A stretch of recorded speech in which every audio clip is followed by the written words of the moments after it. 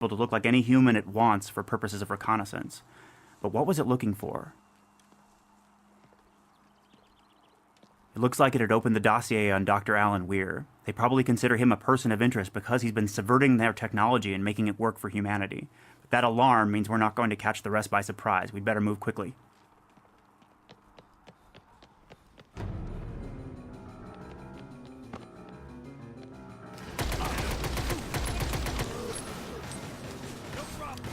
Alone in XCOM, Harvey will get slaughtered. He has to command his agents very precisely in order to survive.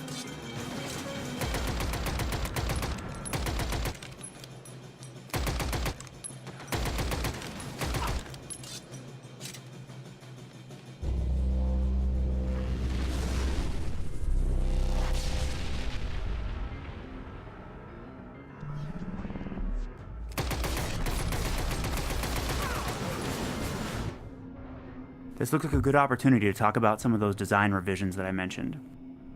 This is the tactical view. It represents Carter's long experience as a field commander.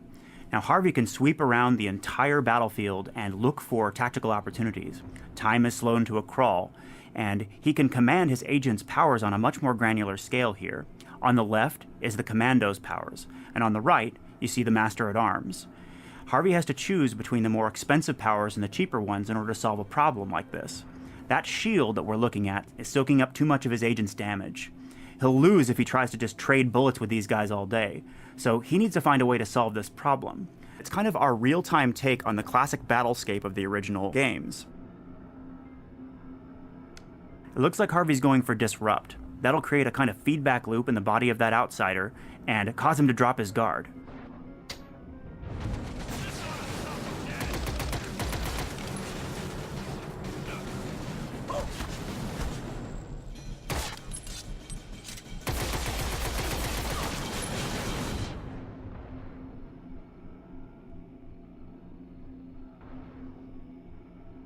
Now that simple trick was not enough, so he needs to find a way to take the focus of the fight away from himself and catch these guys in a crossfire. Alright, looks like he's going to go with the diversion power. What that'll do is make that agent appear to be the officer from the point of view of the outsiders. Yes, sir.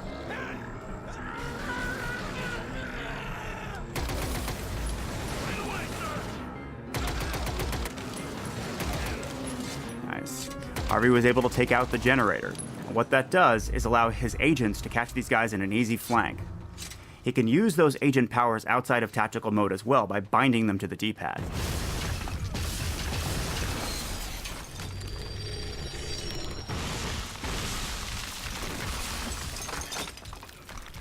The outsiders threaten our world on an existential scale. That living technology they're made out of is both intelligent and highly aggressive. It's part of an ongoing plan to terraform our world and turn it into theirs.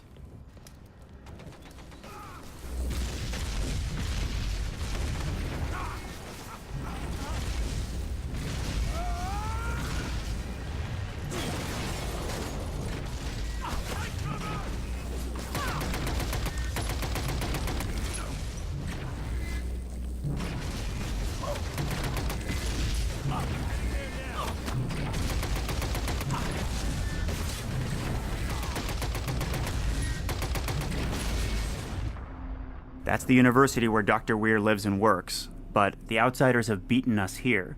They've got a strongly reinforced position, and Harvey's at a real disadvantage. He's going to have to find a way to subvert this situation and make it work for him, using his agent powers.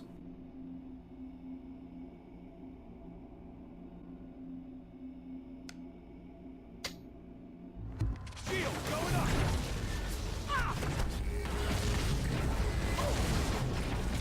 Right away. Over here.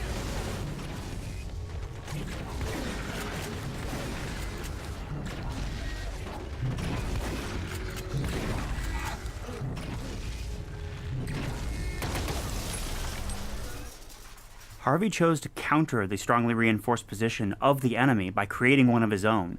He laid down a defensive shield, that power that he purchased back in the base, and created a diversion from inside it.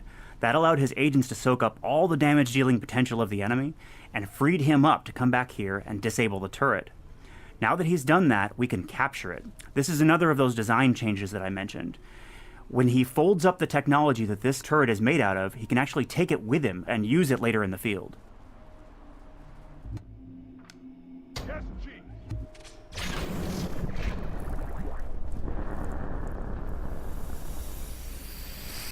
Capture is one of Dr. Weir's designs.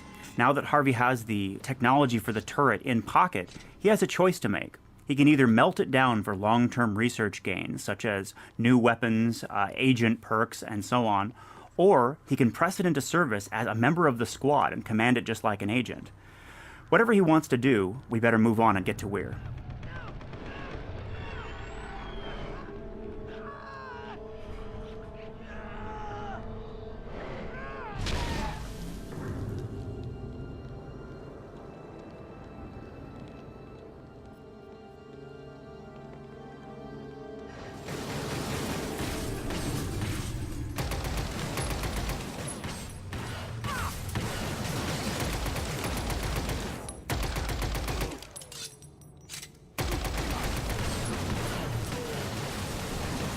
This time Harvey's just outnumbered. He could solve the problem in a couple of different ways. If he laid down a defensive shield, it would bottle a couple of his enemies and force them to wait while he slaughters their friends. Or he could use a diversion and just split their focus. So what do you want to do, sir? All right, Harvey's going for the spendthrift playstyle. He wants to drop that turret down right now and give them a taste of their own medicine.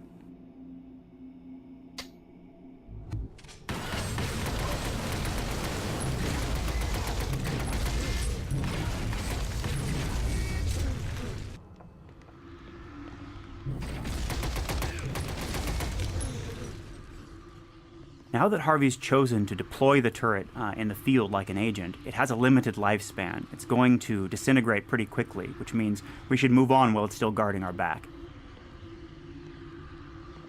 Now, sometimes in the field you'll come across a novel design. This laser rifle, for example, is not adapted for human use, but if Harvey returns it to the lab, he can actually reverse engineer it and create a version that his agents can wield. In the meantime, we'll strip out the ammo and use it in one of our own alien weapons. That is one heck of a weapon. This is the disintegration ray. We've included it here to show the gains of the long-term growth curve in XCOM. If you're willing to invest in research and master the science of the enemy, you can take them on and remove their edge in combat.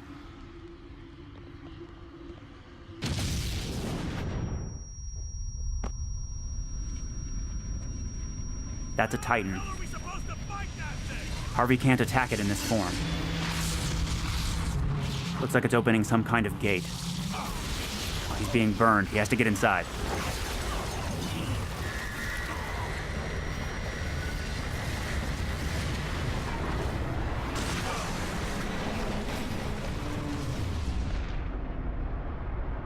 That Titan is terraforming this entire courtyard, bombarding it with some kind of cosmic energy and transforming it into something very much like the alien world. But it's far too valuable an opportunity for us not to attempt, at least, to capture it.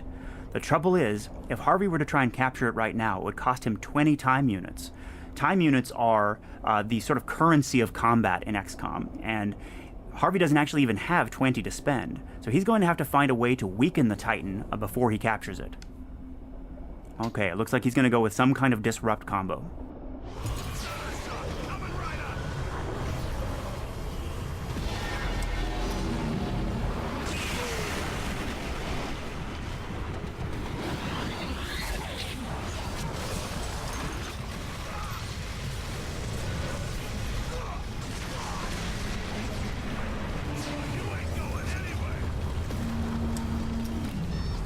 Harvey's got the Titan on the ropes, but that was the agent with the capture power. He's going to have to find a way to do a combat evac. Defensive shield will protect him from the rain. All right, let's capture that Titan.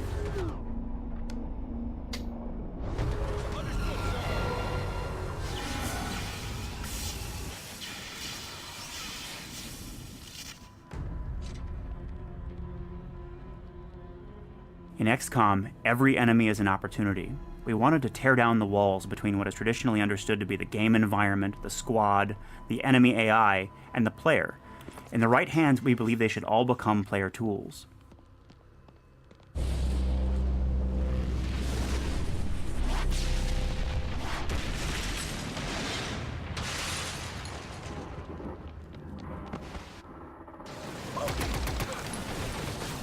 Harvey's attracted reinforcement, and this time they've got him in the crossfire. Alright, it looks like Harvey's going to deploy the Titan and use their strongest machine of war against them.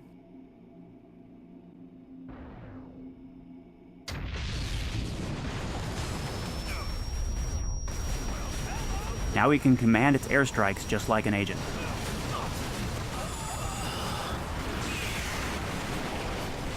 Now that is what I call firepower. The Titan doesn't have long to live, so let's press on and find Dr. Weir.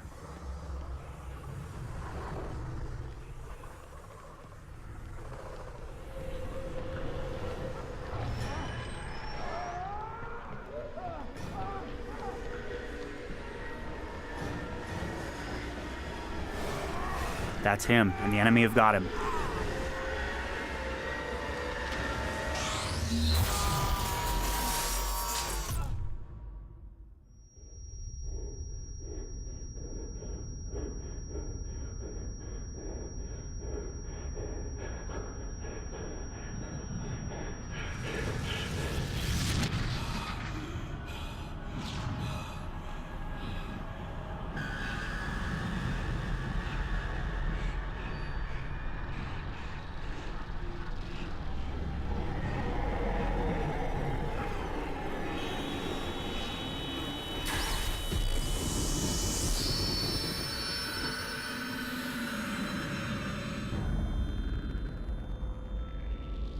That's XCOM.